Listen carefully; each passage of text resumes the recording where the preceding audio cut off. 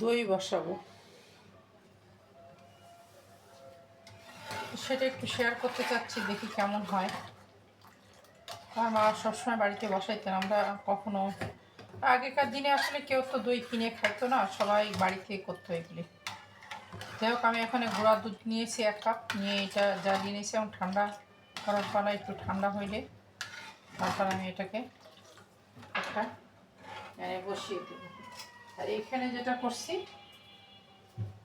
এটা হচ্ছে টক দই, পানি ঝরাতে রেখেছি।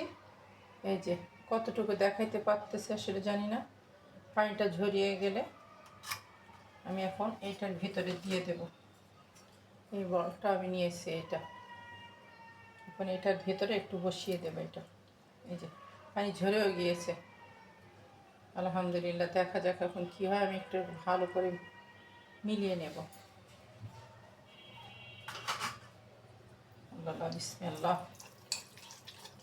তো আমার সবসময় এইগুলো করতে ভালো লাগে, আর যদি হয় সুন্দর, যদি অসুন্দর হয় তাহলে তো মনটাও খারাপ হয়ে যায়, আর ভালো লাগে না, কিছু করতে ইচ্ছা হয় না মনের থেকেই। এখন এইভাবে দেবো বসিয়ে। এটা আমার আম্মা যেটা করতেন, একটা দুধের সঙ্গে মিলিয়ে দিতেন, আমি তো এইভাবে দেখছি একটা পেজে, এটার গায়ে বসাইলে নাকি খুব ভালো হয়, এই জন্য দিয়ে নিলাম। এখন দেখব দুধের ইয়াটা কেমন হয়েছে, তাপটা। এখন আমি এই দধিটাকে দিয়ে দেব, দেখি কেমন হয়।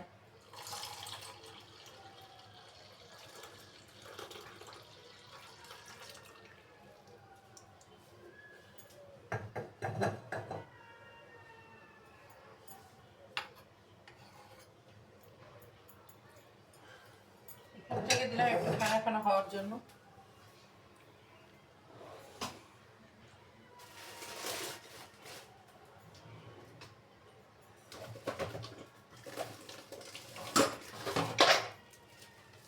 আমি এখন তেজপাতা দিয়ে মুড়িয়ে দেব।